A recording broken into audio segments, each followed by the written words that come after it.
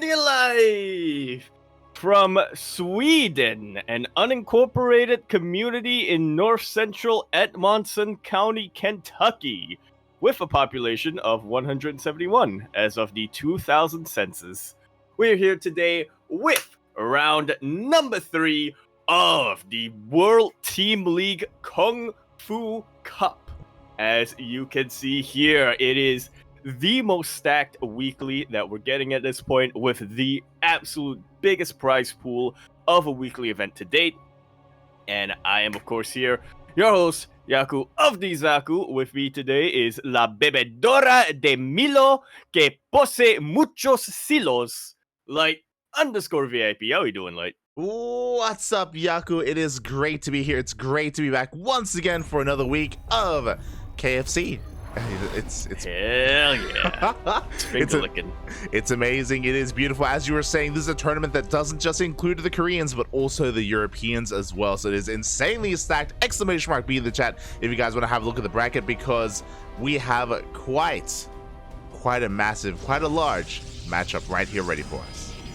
Oh yeah, a little bit of not quite a rematch of the ESL Open Cups recently, but two players who we have seen a couple of times in the past couple of days. We have over here in Royal Blood in the bottom left-hand quarter map, spawning all the way in the bottom left-hand quarter, the blue Protoss player coming out from the land of Korea, representing Dragon KaiZ Gaming DKG.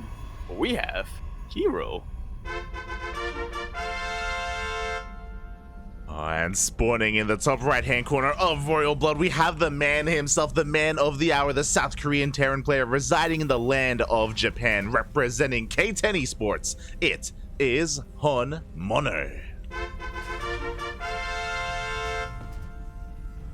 I'll never forget the day where I think it was Vasravanya or one of the Japanese players or Japanese fans who said, HonMonO is the spirit of Nippon. HonMonO is Japan. I remember that as well. That was from the ESL Masters Asia cast, and HonMonO apparently is a Japan, can confirm, and we'll see how he does here. Again, HonMonO, he's become a little bit reformed. For a long time, he was cheesy. He was, quite aggressive in his own right. But recently, he's HonMonO, puppies. HonMonO. He's been macroing, puppies. That was pretty obvious, yeah. Yeah. Very noticeable. We just have confirmation now. We've seen it. Yeah. He wasn't stuffing or anything. Oh no. Other things were being stuffed. He is. Oh god. Asher, is that you? It's been playing more macro nowadays. Is what we're getting at. Oh my god, exactly. So you see the first out coming across now. There's a very herO thing to do to try and delay this CC, but the Reaper did stay at home. We did open up with 2 Reapers, so we'll be cleaned up. Yeah, it's an interesting little shift that we're seeing now from herO recently in his PvTs. I think we saw it quite a bit in the Open Cups. He does just like to send a Reaper, Zealot across the map to try to delay the natural. Yeah, no matter who he's up against. Yeah, to try and punish that natural base and cause a little bit of havoc. Meanwhile, HonMonO, he dealt with it quite nicely. He's going to be going across the map. Behind this, herO did not go for a Twilight Council opener. Yeah, not quite something that we really expect from him nowadays. Exactly. It's something that he's kind of known for, especially in this matchup. Oh, I just realized the turtle is here and I should get rid of it. Nope. I have the turtle. Timmy. He's beautiful. He's beautiful. A little Eduardo. I know what his name is. We'll come up with a name. As we see HonMonO trying to break on in, but as we were just Shelly. Shelly. Oh, true. As the oracles are coming out, and herO has kind of been known for his oracle adept harass here in this matchup as well, just to try and out multitask and pull apart the Terran player. Yeah, it's something you really only see herO doing nowadays, as I think a lot of Protoss players do prefer to, when they open up Stargate and PvT, they do prefer to open up with their Phoenixes instead. herO, though, a little bit built different. Like you said, he just wants to be the aggressor and to out multitask his opponents. Oh, exactly. And the second Oracle is already zooming across now. It is going to be scouted by the units here of HonMonO. He's fully aware. Back at home, we already have a Cyclone. We have a Viking as well. So he is preparing. As long as he's in position, he should be okay. He shouldn't lose too many SCVs. Yeah, and pretty much immediately, once herO notices the Cyclone, he dips immediately out of there with his Oracles. Meanwhile, his Adepts are still being distracted back home by the Reaper and by the Hellion. They haven't really been able to get into the main base or cause a lot of probe damage just yet, but keeping herO at bay is more than helpful right now. I mean, they haven't really paid for themselves, but we'll see. It'll still be worth it if HonMonO is going to be able to defend against the Oracles. Oh yeah, that's a big if though, because that's a lot of Oracles. It's almost like herO opened up like a PvZ where he went triple Oracle against Terran, which is just not really done too often at all. As you're pointing out accurately, it is a very herO thing to do, to try and just be as aggressive as possible, and we do see him finding other uses here, even throwing down some stasis traps in the middle of the map. Yeah, might as well. And the Adepts, oh, almost looked like they were going to go for the tank over there, but no, herO thinks better of it. He notices that there was still the Cyclone and all the Marines to worry about. Stasis Ward will help out quite a bit here. HonMonO is thinking of going for a bit of an early stimulus push. Yeah, I mean, his tank count is very high. This is looking like an all-in, essentially. There are no tech labs here on these Raxes. There's no third base. There's no NG base. No nothing. And herO gets the full scout. Oh, no!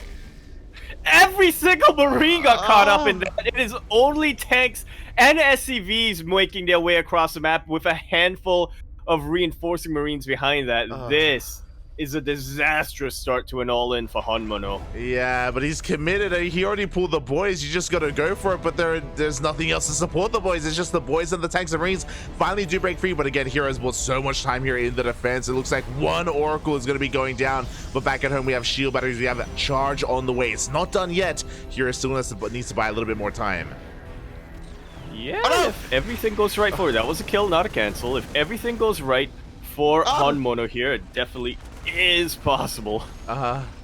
As for him to pull it off, but with all those stasis wards, I don't think that's gonna happen. Yeah, the army gets stasis for a second time here, and again, the Marines, they just want to shoot their guns. That's all they want to do, but they just cannot. And here we go, we get the full surround. Only a handful of units here for herO, but there aren't a lot of Marines to protect these tanks. The tanks will go down. Yeah, the SCVs were providing a pretty good buffer at first, but now that Phoenix is out, now that we have Graviton, it's not looking too great. The Marines finally catch back up, but when they're fighting without the SCV buffer, it's going to be a lot more difficult for them to survive and get their damage out. Yeah, the SCVs are gone. There's only a single tank. He unsieges just as the Zelts come in from behind, and we get a full surround. GG gets called, and herO takes game number 1. You gotta respect that commitment coming out from HonMonO, even after getting stasis in the face like that. But I think even he knew by the time the second stasis hit, at least he knew that that game was pretty much over. Tried to do whatever he could, but can't beat math. It's one of those things where when you're going for a 2-base all-in, time is of the essence. Time is incredibly important, or it's working against you in a way where you want to just send it as quickly as possible. And herO did a great job at delaying long enough to get charge up and running. And yeah, very, very solid game number 1 there from herO. But now we're getting ready for game number 2. Indeed, we are. Being joined by a few people, so let's let them know the score. HonMonO in here. Being like, why does everyone want to watch me die? Oh, it's fun. Smurge, Poppy. So we don't want to watch you die. We want to watch you succeed, Poppy. That's why we're here. We want to see HonMonO at full mast. And here we go. We're loading into game number 2. And as Yaku was kind of mentioning, we do have a couple of other casters joining us. As now they know what they've been missing out on. Exactly. They need to see the rise. And the fall. Well, it's not a fall just now, but it was a pretty dramatic end to it anyway. There you go. Usually they tend to just fizzle out. See the chat just catching up as well. Asher, don't worry about it, don't we? Yeah. He's like, what happened? Everything is good. Don't worry, it's fine, Bumpy, don't worry. It's better if you don't know.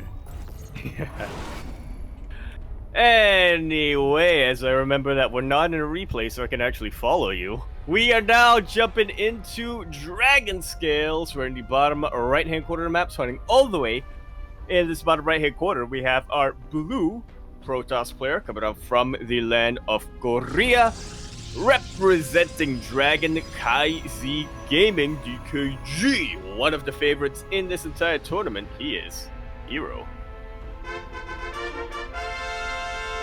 And spawning in the top left-hand corner of Dragon Scales, we have the South Korean Terran player, the Hope of Japan, as that is where he is residing, representing K10 Esports. It is HonMonO.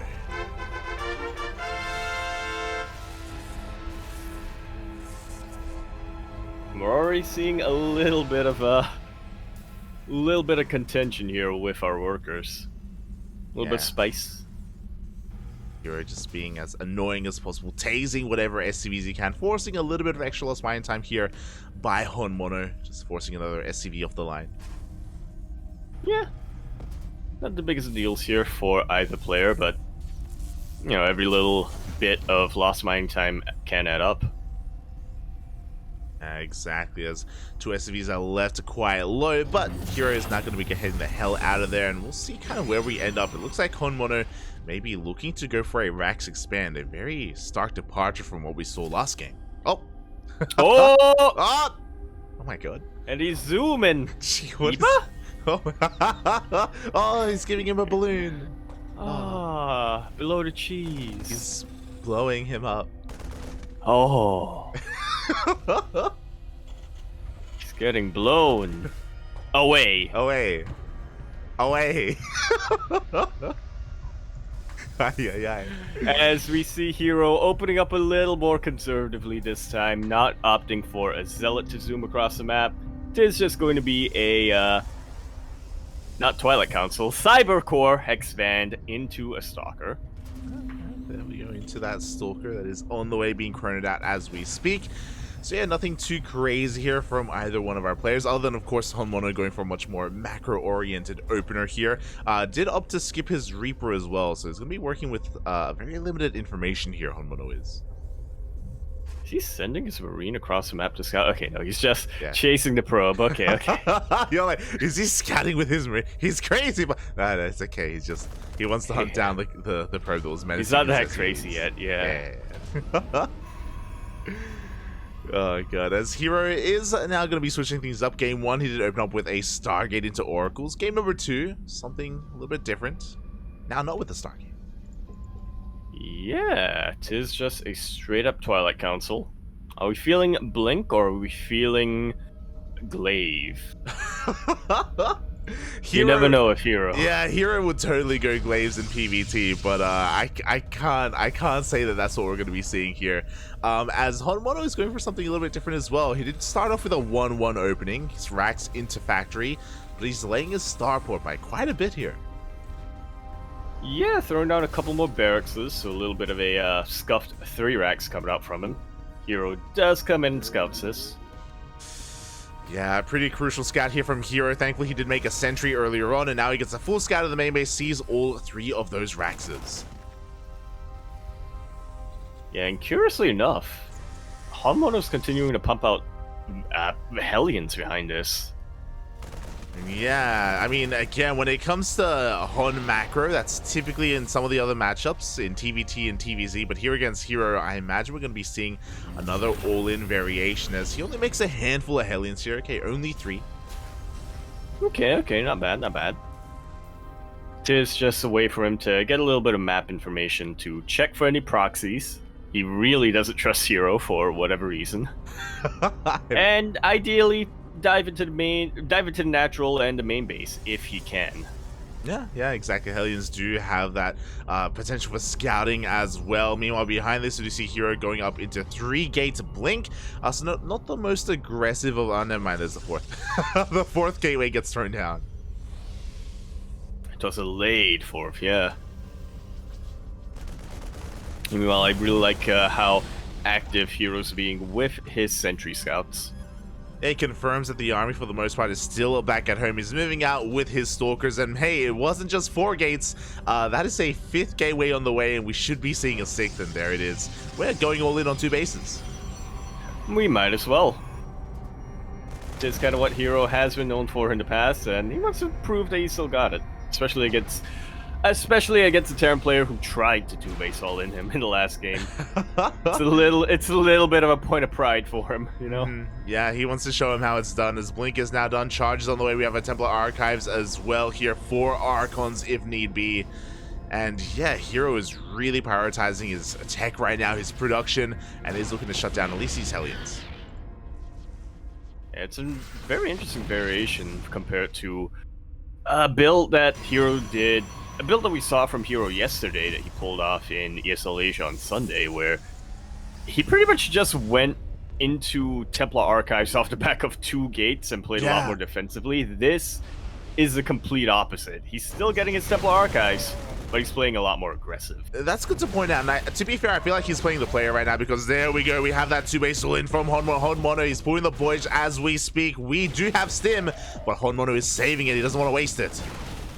And no medevacs with this army. There still is no starport right now for HonMonO. This is a little bit of a questionable move, splitting off those forces to try to keep those stalkers at bay. I think in the end he ended up losing a lot of punching power with his push. Yeah, essentially half the Marines have already gone down already, and again, herO didn't take a 3rd base. He's been working on his own, basically 2-base play, and he's going to be coming on in. I like the SimCity being set up right now for HonMonO, but I fear that herO just has way too much. He's coming in at every angle as well. Tanks have been dealt with, and the Marines should fall pretty soon as well.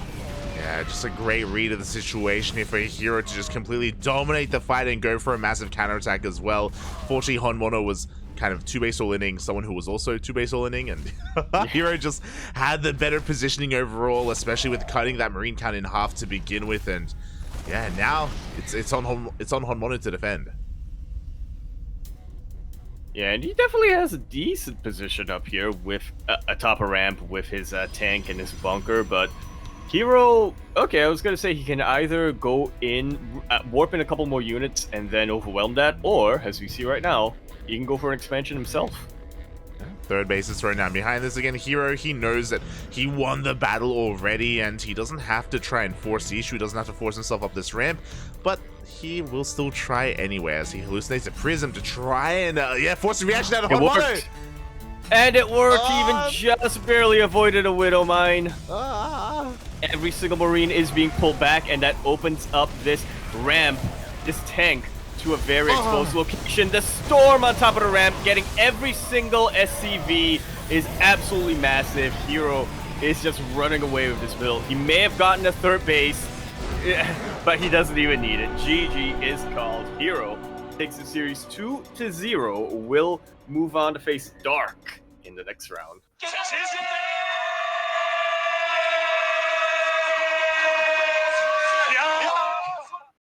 F's for the spirit of Japan. GG, well played. I mean, it was a rough round 1 opponent for HonMonO to go up against literally the best Protoss player in the world, or at least in Korea. I know Max Pax has something to say about that. But yeah, GG, well played nonetheless. herO with a very solid performance, and I think it was I think the best thing about what we just saw this series overall is that herO, he dealt with 2-base all-ins in very different ways. Game 1, he was pretty standard and economic overall. He had a 3rd base, it was getting saturated, and it was a much closer hold. Here in Game 2, he just read HonMonO like a book and just shut it down. Yeah, game number 1 was definitely that, I don't want to say standard game, because of course herO did go for triple Oracle Adept in a PvT, but it was a pretty typical, I don't know how my opponent is feeling today, I don't know what they're going to whip out, so I'm just going to do my own thing and then try to suss them out. Once he recognized that HonMonO just wants a 2-base all-in, and once he figured out how HonMonO goes about his 2-base all-ins as well, it's like you said, he realized, oh, HonMonO's just going to do the same thing in game number 2. He read him so perfectly.